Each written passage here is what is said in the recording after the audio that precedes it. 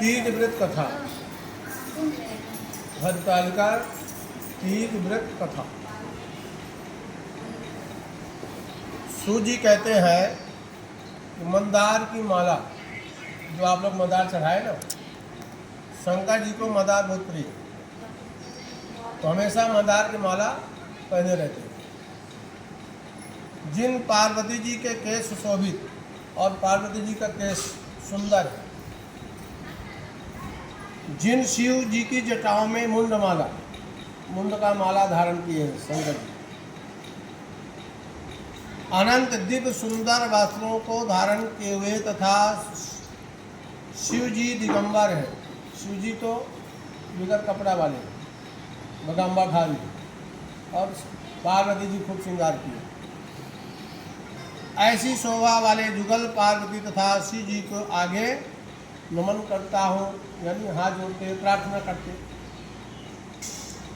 मन भावन कैलाश पर्वत के शिखर पर बैठी हुई पार्वती जी कहती हैं कि हे महेश्वर, आप हमें कोई ऐसा व्रत सुनाइए, इच्छा सरल हो, यानी धर्म जो है बहुत कठिन है,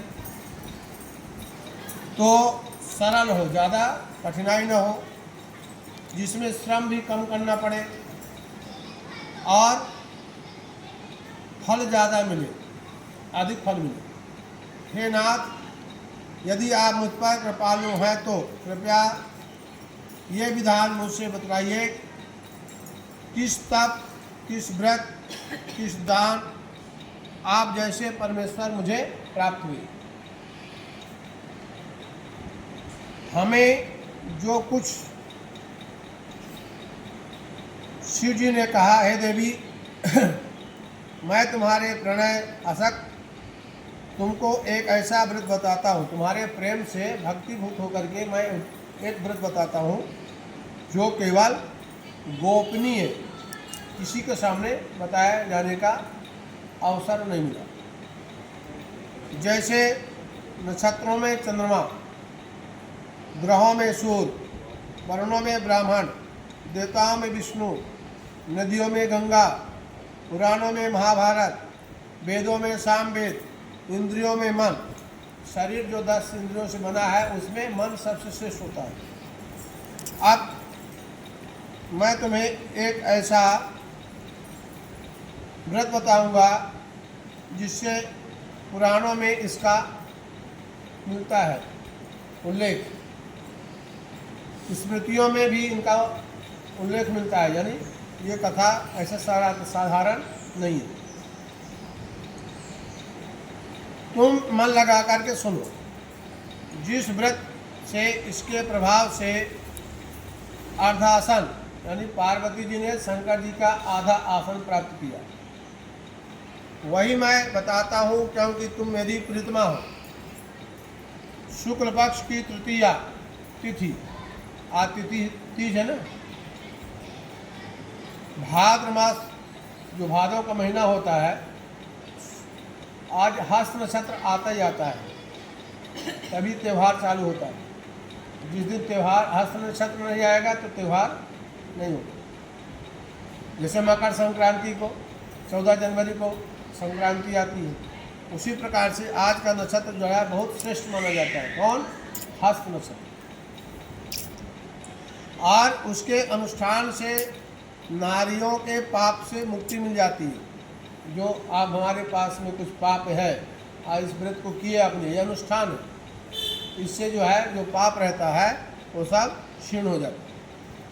हे देवी, आज से कुछ समय पहले, यानी कुछ दिन पहले आपने इस व्रत को जो किया था उसको सुनो।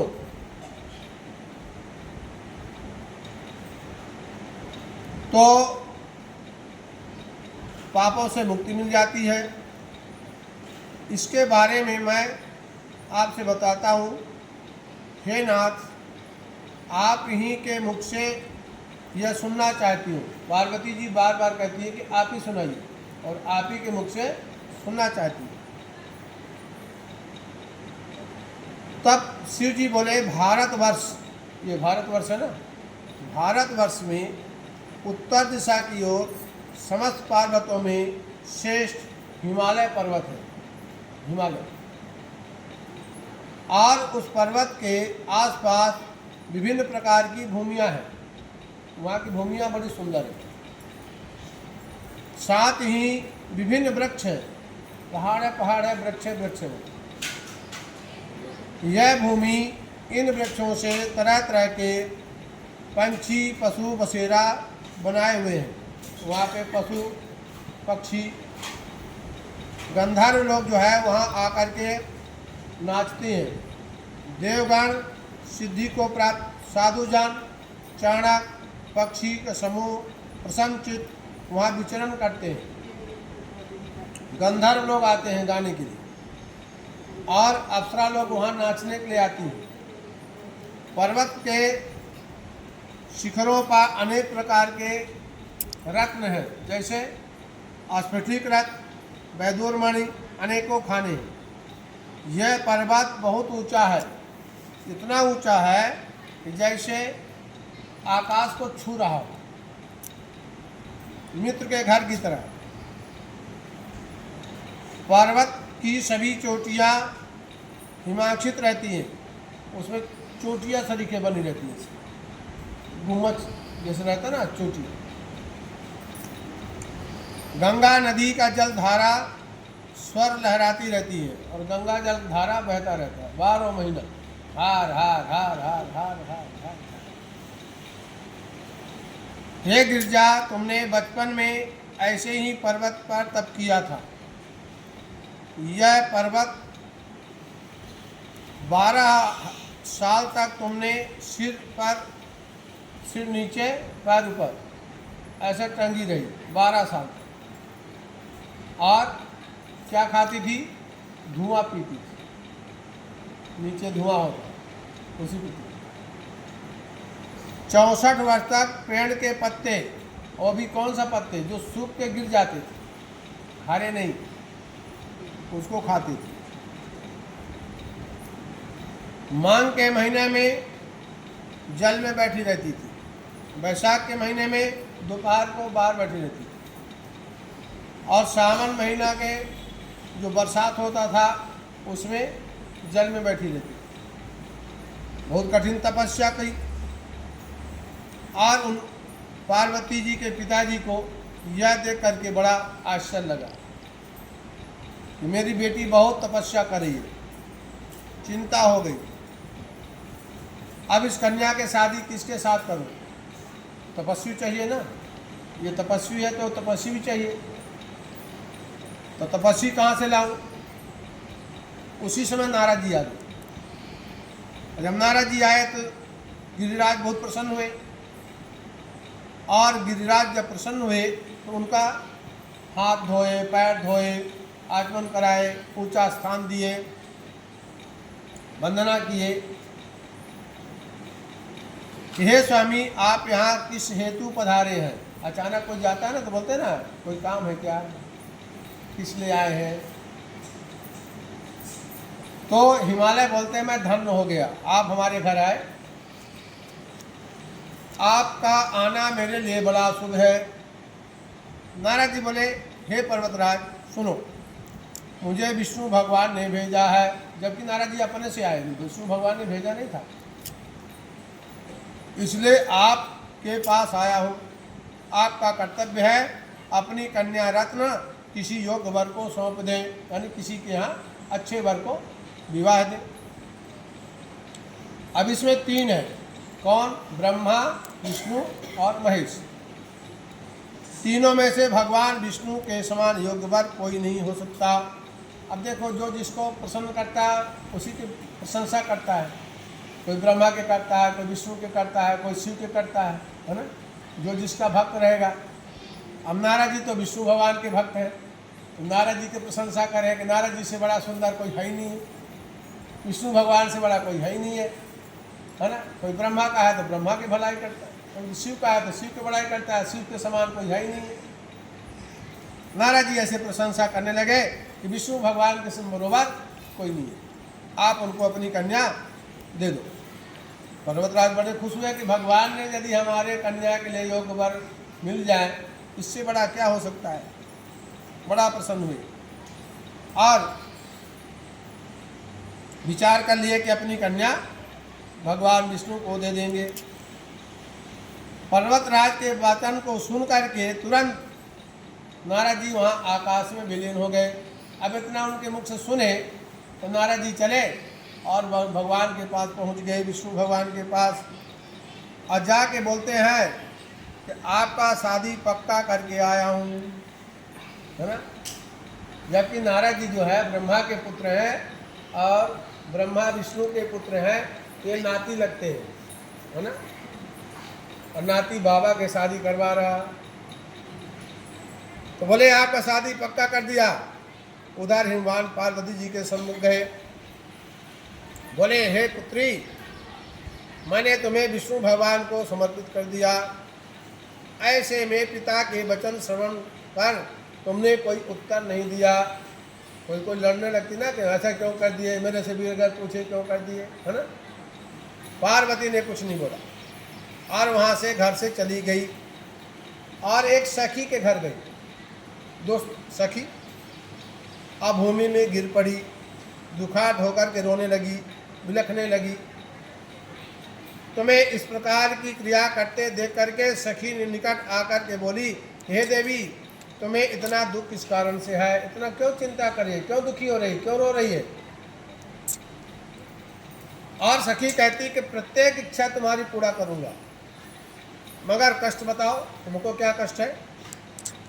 तनिक भी संशय नहीं है। तब पार्वती जी कहती हैं, मेरी इच्छा तो कृपया मन लगा करके सुनो, मैं शिव जी को ही अपने पति के रूप में देखने के लिए, और यहाँ जो है पिताजी ने हमारे विष्णु भगवान को देने के लिए बोल दिए। हम पति रूप में विष्णु भगवान शंकर जी को देख रहे और पिताजी विष्णु भगवान को दे रहे। दुख भरे वचन को सुन करके सखियों ने कहा, तुम देह मत त्यागो, अपितु ऐसे वचन सुन करके ऐसे स्थान में चलते हैं जहाँ कोई ढूंढ ही ना पाए। तो कहाँ चले गए, अनभिज्ञ जगह जहाँ कोई ढूंढ नहीं पा रहा, वहाँ एक कंदरा था, वहाँ चली गई और वहाँ जा करके कंदरा में बैठ के और ये शंकर जी की पूजा करेंगे। और प्रत्येक घर उसके पिताजी ढूंढने लगे कि कन्या कहाँ चली गई, कन्या कहाँ चली गई। दूतों को भेजे और यहाँ पर जो है ढूंढते ढूंढते थक गए। जब थक गए तो विलाप करने लगे, किस देवता ने, किस किन्नर ने, सांप ने, कोई राक्षस ने, कोई शेर ने मेरे पुत्री को खा गया, अपहरण कर लिया। गिरिराज को इस अवस्था देख करके लोग चिल्ला करके कहने लगे। आप जब उन्हें चेतना आई तो सभी लोग पूछने लगे, गिरिराज आप क्यों मूर्छित हो गए, क्या कारण है।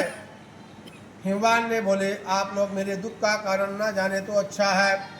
पता नहीं किसने मेरी बेटी को अपहरण कर लिया, सांप ने काट दिया, सिंह ने खा लिया, मेरी बेटी कहाँ चली गई, किस दुष्ट ने उसका वध कर दिया। ऐसा विलाप करते करते वायु के झोंका, जब वायु चलती है ना तेज, तो झाड़ कैसे हलता है, बड़े बड़े झाड़ हलते ना, उसी प्रकार से जो है पर्वतराज हलने लगे, झोंका खाने लगे, कंपित होने लगे। तुरंत हिमवान ने उन्हें प्रत्येक वन खोजा, जहाँ जानवर लोग रहते थे वहाँ वन जाके खोजा, मगर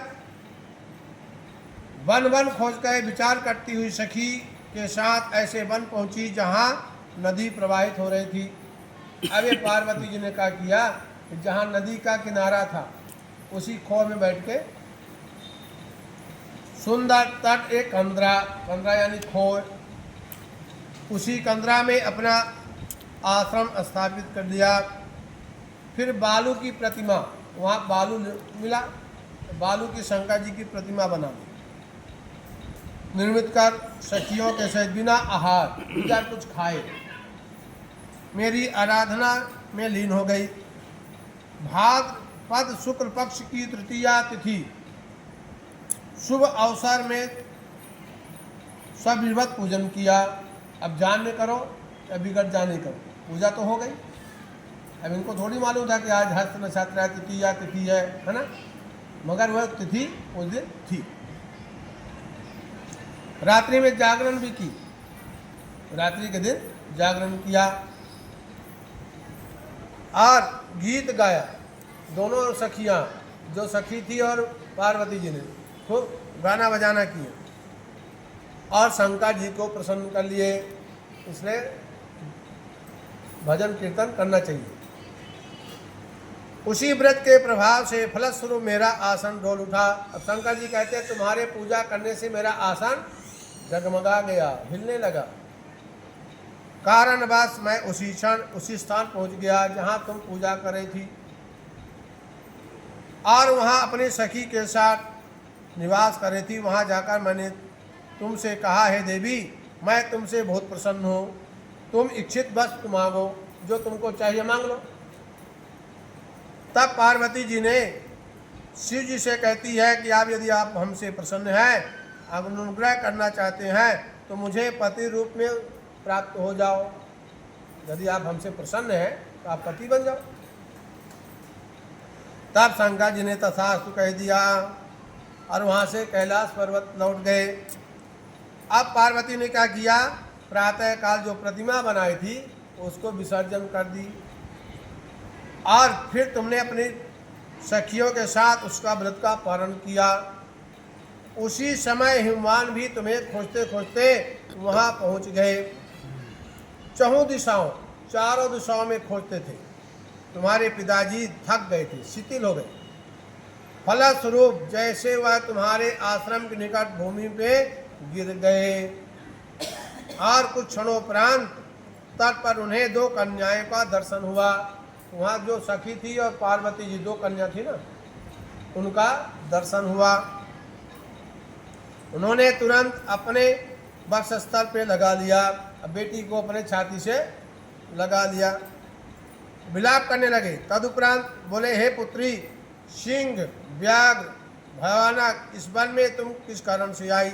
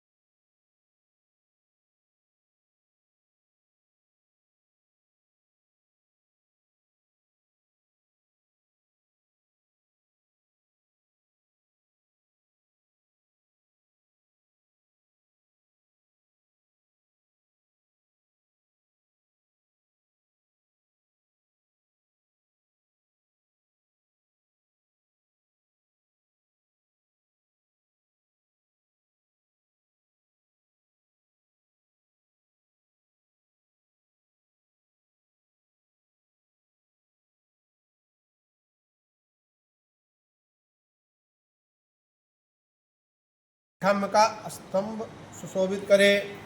यदि आपको घर में पूजा करना है तो 4 केला का खंभा बनाइए, खंभा का झाड़ लीजिए और उसका मंदिर बनाइए, तोरण लगाइए, है ना, रेशम के वस्त्र पहनाइए, बढ़िया सुगंधित छिड़किए, गोबर से लीपिए, मंडप का निर्माण करें।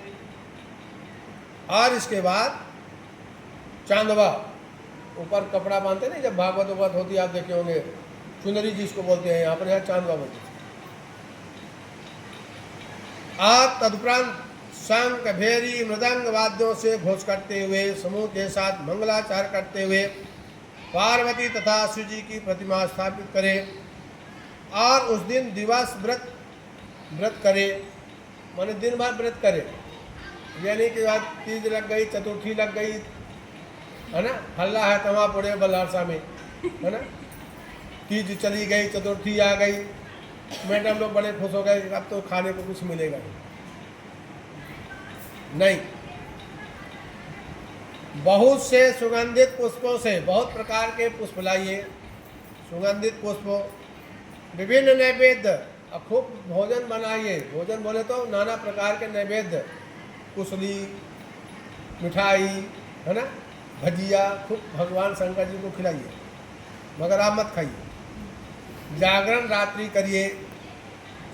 सभी बताई गई सामग्रियाँ अतिरिक्त नारियल, सुपारी, नींबू, लौंग, अनार, नारंगी, जो फल इस ऋतु में मिल जाए उपलब्ध करें। उस ऋतु में जो फल मिले उसको खास तौर से रखें।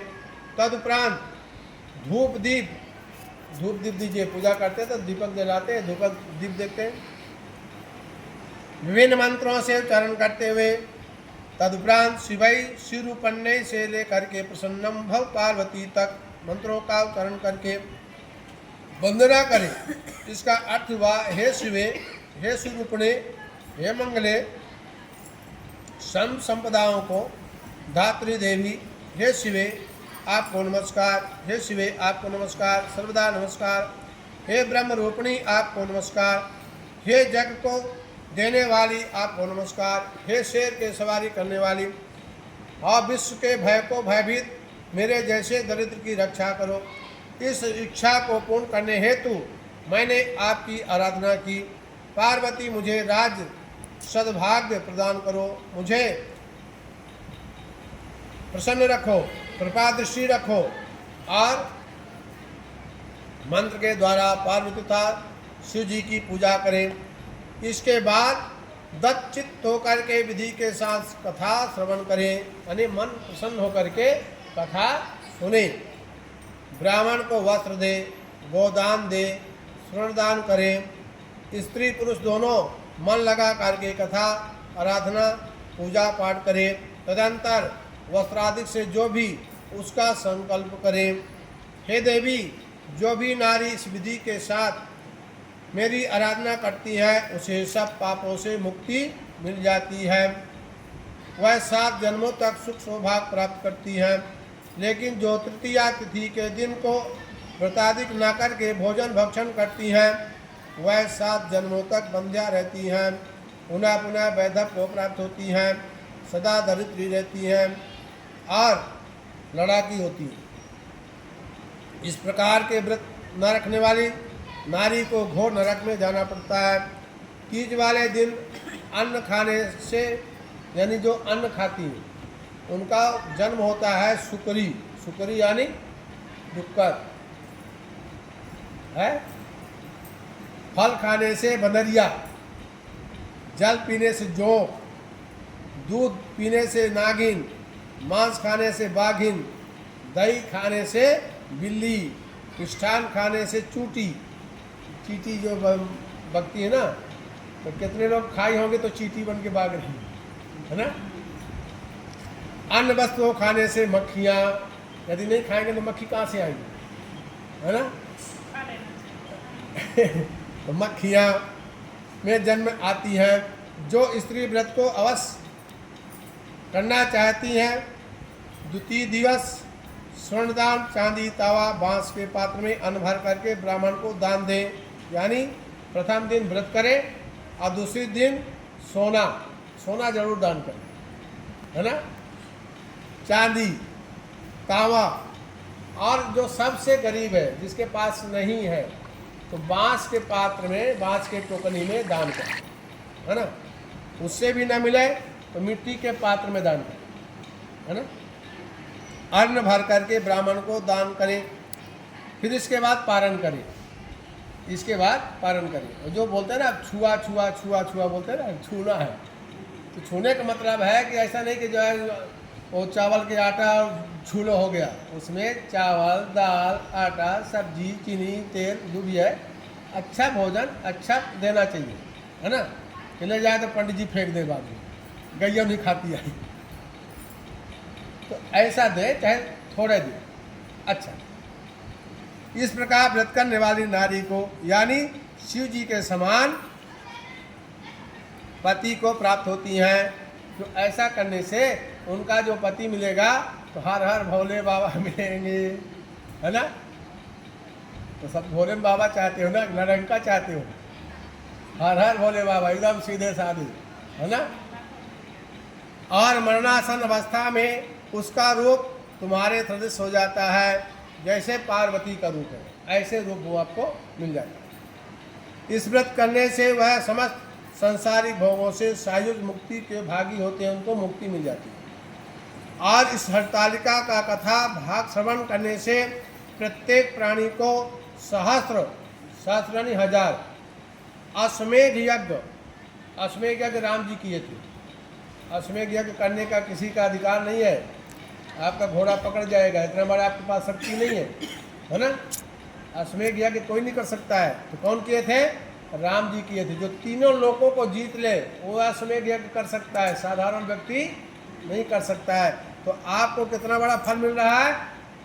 1000 अश्वमेध यज्ञ का, एक के तो छोड़ो, है ना।